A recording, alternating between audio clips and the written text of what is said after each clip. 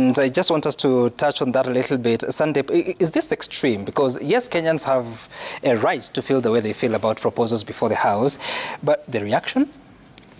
Well, Sam, I think perhaps it is what it is, because perhaps the government is trying to do too much in a very short space. Remember, when the government first came, there were an array of changes, and this was increasing tax rates.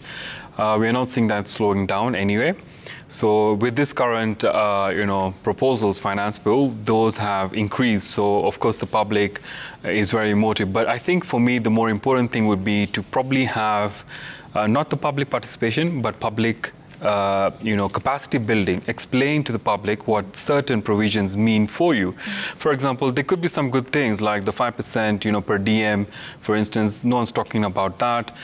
There would be the social health and housing levy, which the proposal is that, it would reduce your pay, such things. So I think if there was better capacity building done for the general public, it might have aided. But right now what we see is increase, and obviously the natural human reaction is, I don't want that. Yeah.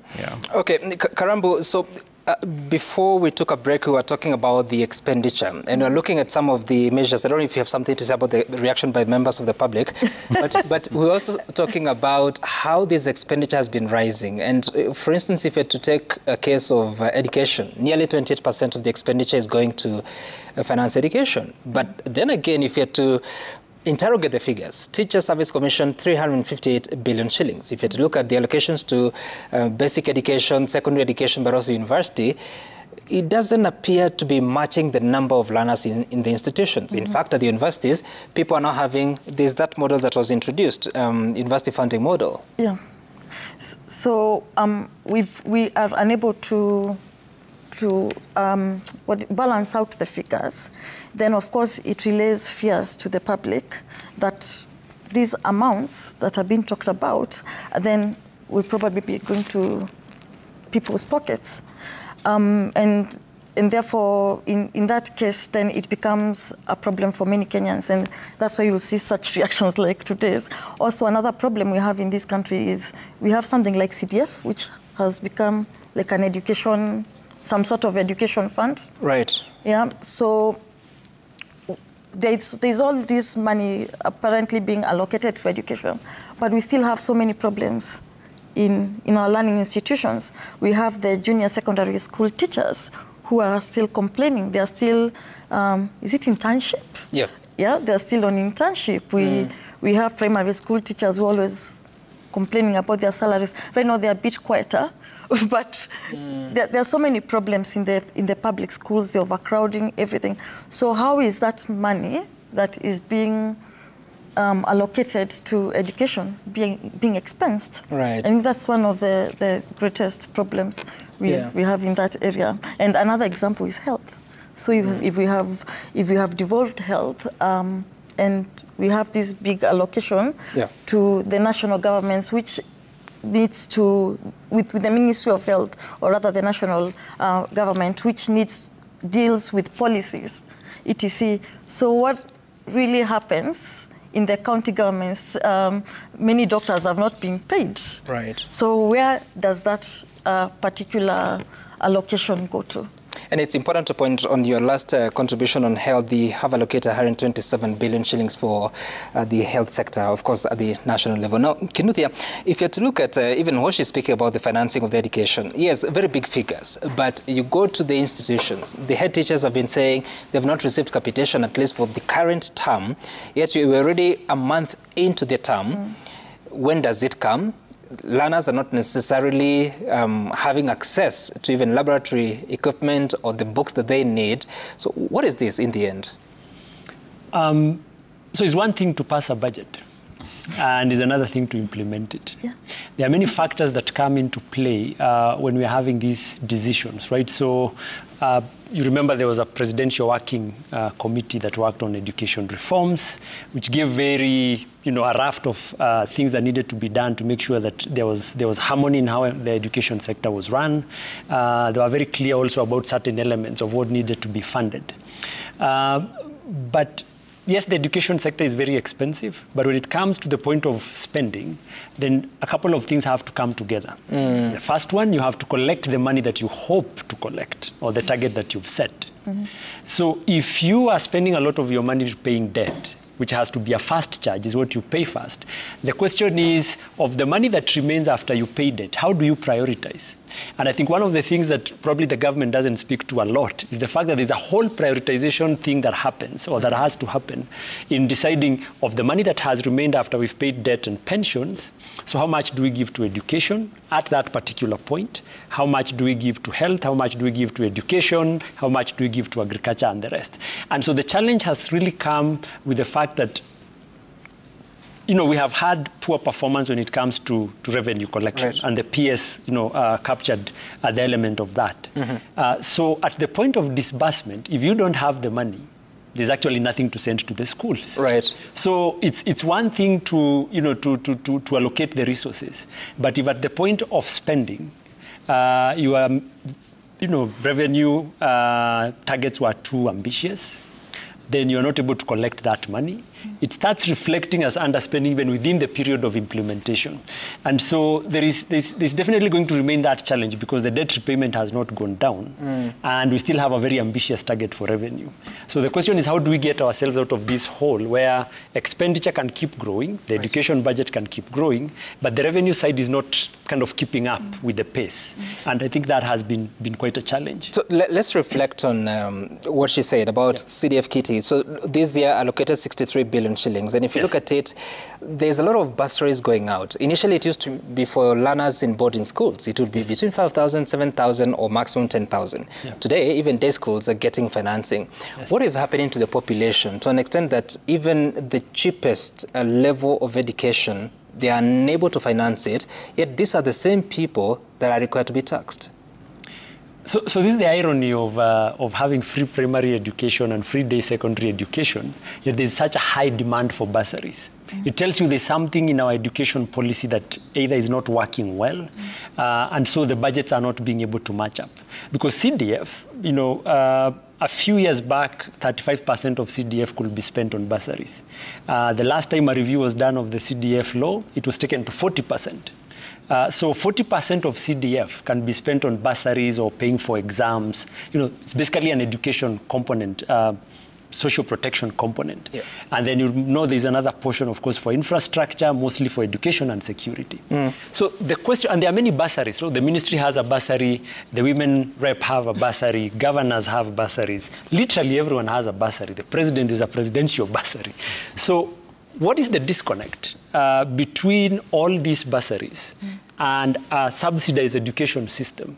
Right, so it's not even so much about the expense at the school point. It's really a question about what is this fragmentation in terms of the approach to funding education, and which tells you that the number we had today of over 600 billion shillings, actually the funding that is going to education from the different ministries and agencies probably is more than 700 billion shillings. Right. But if the implementation is that fragmented, then it's not a surprise that we keep seeing challenges where it seems the right hand of education does not necessarily always know what the left hand is doing when it comes to its funding. And I'm looking at the free primary and day secondary education is given 71 billion shillings, junior secondary school 30.7 billion shillings. You look at school feeding program, 3 billion shillings, examinations fee waiver 5 billion, TSU obviously 358 billion shillings, and so much more. University education is 71.9 billion shillings. Yet, Sandeep, Kenyans are complaining. Like recently, especially those that have been called to study some expensive courses, they're saying that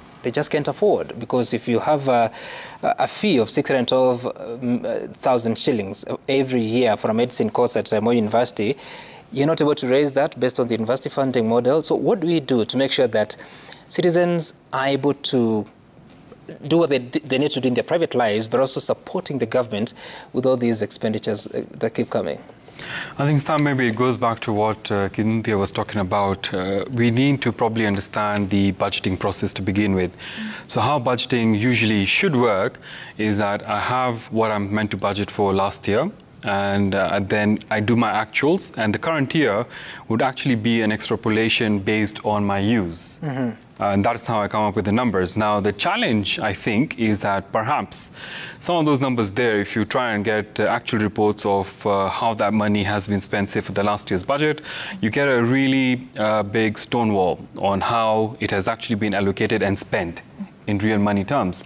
So I think one of the challenges there is really around coming up with those numbers. What are they based on? We are yet to understand if it's just an extrapolation, because yet you see some going down, some going up. What is the thinking behind that? But more importantly, in terms of assistance, would really be around the policies.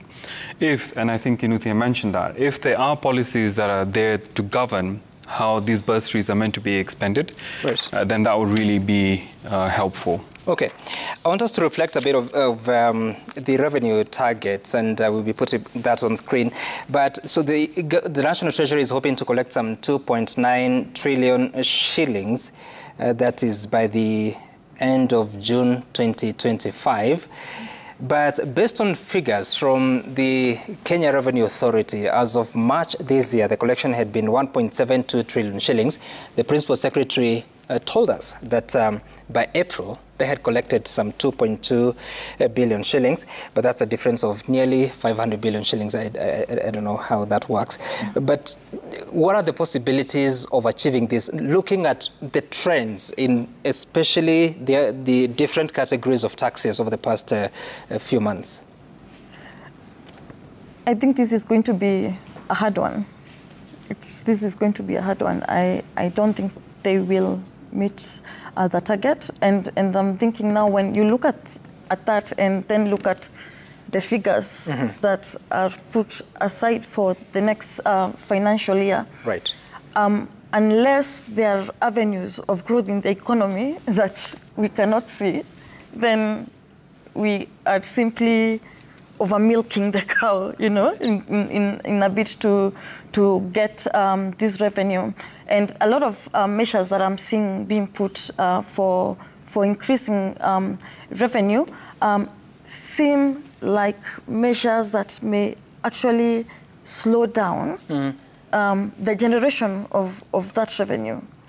Yeah, so a good example is when you increase like revenue on excise tax on telecommunication, yet you want to broaden the tax base and you want to do all these things through the digitalization. So if taxes increase on internet and all these other communication platforms, then how will you be able to capture the taxpayers that you want to bring on board? So even as we are working on e-Teams, which is around, is it 3 weeks old?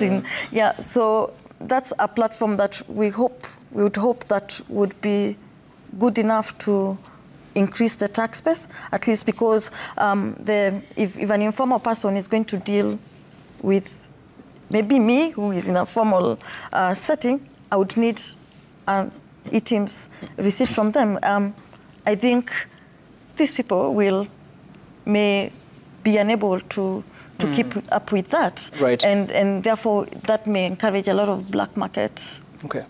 And when you reflect, because the projected collections for the current financial year would have meant a growth of 28%. Yet, as even the PS confirmed, on average, the revenue just grows by about 10%. Yeah. What would it take to grow up to 28%? Perhaps the levels of enforcement and training on compliance for the general public, but also I think for most of us, I think when we pay taxes, we expect to see how the taxes being spent being something that is of benefit to us. Okay. We know it's not commensurate, because I mean there's the issue of reallocation of resources, but can we see something? So if I'm working so hard and I'm paying that 35% above, and at the end of the day, I still have to struggle to pay an insurance premium. I still have to take my children to private schools because I can. That's what those, I'm working for them. Right. And then, so what is this thing that is going to encourage me to want to pay those taxes? Okay. So. Yeah, so that becomes a bit of a problem. Let's reflect on what the Kenya Revenue Authority was reporting as of March this year, which is 9 months of the current financial year. On oil taxes, the target has been to collect up to 246 billion shillings. But by that time, the collection had been 225 billion shillings, which was 91%. Then non-oil taxes were supposed to be 447 billion shillings, but the collection had been 83%. And in fact, some of the import taxes have been reducing, and it may say something. Sandeep, what do you think, especially when you look at those oil taxes versus what happened in the Finance Bill of Finance Act of 2023 that imposed heavier VAT, still not achieving the target? So Sam, I think for me, it's really a culmination of many things. So when we talked about trying to achieve targets, I mean, 91% is still quite commendable. But getting to what you had earlier mentioned, the 28%, might be really difficult to get to. But what I've seen Revenue Authority do is really use technology these days. And I've been doing tax for decades. In the past, they used to come like a team of about 10 or 20 people to your site, and you give them a whole pile of documentation to review. She's laughing because she was formerly there. But today they come in a very lean team. They're using technology. They can actually clearly match your data. So for me, I think it is highly likely that they would get close to achieving their target through the use of technology and implementation of the same. So that, I would think, would really increase the collections. Okay. For you, Kinuthia, so what do we do? Because if you look at even some of the proposals, whether it's eco-levy, whether it's the motor vehicle tax of 2.5% now without a cap, there's no definition of where that money will go. It looks like it just go to the budgetary support, but it doesn't achieve what their vision is, which is maintaining the roads, or if it's eco-levy, maintaining the environment. You don't see any ring fencing. Well, so what we've seen in the last 2 years is a very aggressive approach to raising revenue compared to the previous periods, right? So if you look at 2022, so the finance bill of 2022, the government then targeted to raise just about 50 billion shillings. The year before that, it was in the 30s. And in the previous 3 years before that, it was always in the 30s. Then come 2023, we shoot up to 211 billion. And 2024 now, it has gone up to 300, I think, and 40 something, right? So 347 billion shillings. Now, what that tells you is that there's a big driving reason as to why the government really needs to raise revenue and raise it fast, because that change was not gradual. It was very fast. Of course, we do know about the issue of debt. So fine. So all of us can agree we need to pay our debt. The question is the how do we need to go about it? Now, when it comes to raising revenues, right? So last year we saw a lot of direct taxes, your housing levy and what. So go for the pay slip, cut what you can there. Now, when you come to 2024, we are seeing quite a number of indirect taxes, where you have your VATs and your excise duties. Now, what you see in global practice, and often the good practices around raising some of this, like the eco levy that you've spoken to, in many countries that have that levy, it can only be for 3 possible reasons. Right? So the first one is, are you trying to deal with issues of maintenance of roads? Many cars means wear and tear for the roads. In this scenario, do we know what the eco-levy or the motor vehicle, because they are somewhere related to the environment. Sorry, that was the motor vehicle, actually, that I'm speaking to. Thank you. The other one is whether it's about the environment, right? So is it about reducing pollution? Again, when you look at this bill, you can't tell whether it's that, which means then the money will be ring-fenced for issues to deal with the environment. And the third one is a circulation one. In fact, some of the people that have been describing it have used that phrase. So the example of the motor vehicle levy, right, is a tax, not even a levy, a motor vehicle tax, leaves you confused on what is it. And the fact that it's located under the income tax section of the bill even creates more confusion. The eco-levy, we've seen it in some other countries. You do see it in some countries where there's an eco-levy. And in many of those countries, what you see is that there's also a measure of just how much pollution or how much impact are you having on the environment. Then that kind of determines what you pay. And that also means that then you can drive those resources to deal with the implication of what damage you expected that you are causing. So what we are seeing, we feel, is really an element of let's collect more, to go to general budget support and to go to debt repayment. But where the collection is coming from seems like there should be a slightly different policy around it. Okay. And that goes together with what Karambo said, which is provide a good explanation. Let people understand, and I think Sandeep spoke to it as well, let people understand the implication, the justification for why you need to raise an eco levy. Right now, if you've listened to every explanation that we've had, and you have hosted many of our government colleagues, you know, one explanation one day, one explanation the other day. And that creates a lot of confusion on, is this tax necessary? Should it be collected now? And if it should be collected, is the how of collecting it also the right one, right? So I think there's quite a lot that the National Treasury can really help, even in future finance bills, to help explain the why of the collection and the impact, so that the public has a better understanding, even when we're engaging with Parliament. All right, I want to take closing remarks, but I also wish that any of you could reflect on the pending bills over 600 billion shillings, 94,000 suppliers. These are debts owed since 2005 to 2022, an allocation of 10 billion shillings. Yet we are paying debts, yes, we're making provisions for them, but we're not making provisions, sufficient provisions for pending bills, which are actually debts. In closing, Sandeep. So yeah, thanks, Sam. I think for me, as you talk about expenditures, one of the key things would be managing the expenditure of the government itself. So I don't know if you've seen it, but there is a proposal where public officers are allowed to get a reimbursement tax-free for any assets that they purchase, as long as they say they purchased that asset for the use of their duties. And that's irrespective of the ownership. So you wonder whether I could buy a car, land, a building, or hotel, perhaps, I don't know. So when we talk about increase in expenditure, then that would be one very critical element for us to talk about and say, look, we're trying to increase our taxes to collect more. What can we reduce? What will be the expenditures that we can manage? You know, and the eco levy really coming to it. It's meant to be exactly what Kinuthia said about the environment, but when you start imposing that on even locally manufactured goods and not just imports, what does that mean about how competitive we'll be? I think for me, it's really a mixed bag. There are some good things, like I mentioned, tax-free pensions. When you reach retirement, well, I think when you reach retirement age, and if you work for 20 years, you can still withdraw and take your money. But the ripple impact would be, if I do withdraw my money, and I've worked for quite a while, I'm very short to the 20-year mark, I will withdraw that money tax-free. The question would be, what happens to the pension schemes if everyone starts doing that? And pension schemes are one of the largest contributors to IFPs and funding the government. Okay. Thank you. Karambo.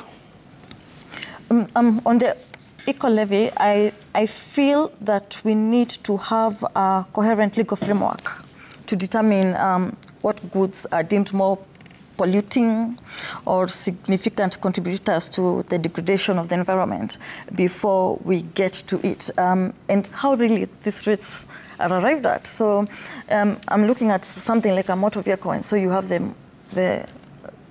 that circulation tax. Right. And then now you have a battery will probably cost 17,000 shillings as a result of the 793, around that figure per kg of the battery. So how will the economy run? And oh, there's a fuel levy that is being increased. So imagine public transportation. All that, it will become really difficult just to operate within the economy with this. And so imagine your small salary, or maybe not very small, minus your pay, minus housing levy, and then you're finding all these indirect taxes, and your motor vehicle, then at the end of the day, what, also, you know? Yeah, yes. So what are you left with for your household? Okay. Yeah. So it becomes very complicated. But I have a positive item that I see in the bill, and that is the uniformity in the taxation of cigarettes. As an excise person, for me, that is a big issue because we are signatories of the Framework Convention on Tobacco Control, and one of the requirements is for uniformity in the taxation, so that, of course, we don't have people moving from one, there's no less harmful cigarette than the other. And I wish that, of course, I've seen a bit of increase in tax on the nicotine. Right. But I would wish to see something bigger done, because we really need to protect our children and youth. Right. Yes. So finally, you have the honor of having the final word. I don't know what it is. So I'll start with the pending bills that you asked about. Sure. So pending bills, of course, are a big issue, especially when we are thinking about the economy and we want the economy to grow. Part of that economy growing is that small businesses have to actually run their business and get paid when they provide goods and services. So you can see the challenge that comes with having such huge pending bills. And remember, these are at the national level and at the county level as well.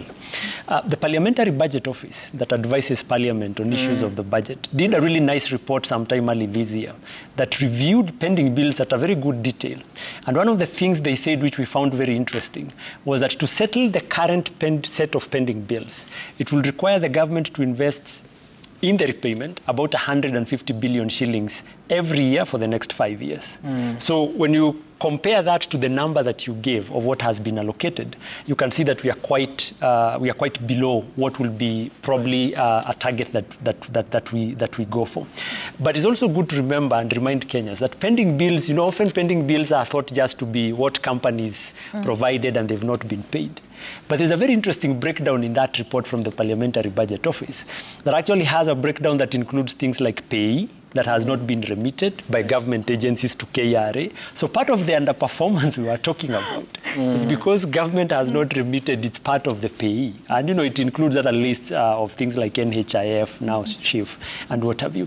So there's quite a lot that has to be unpacked around the pending bills as we think of how it gets settled. Right. And a big portion of it, which is what I started with, is that a lot of this is carried by state corporations. So the reform of state corporations will play a big role in the issues dealing with with pending bills, as well as the accrual aspect that the CS mentioned today. Can I say a last one? A last one. This budget has made quite some significant cuts on issues to do with social protection.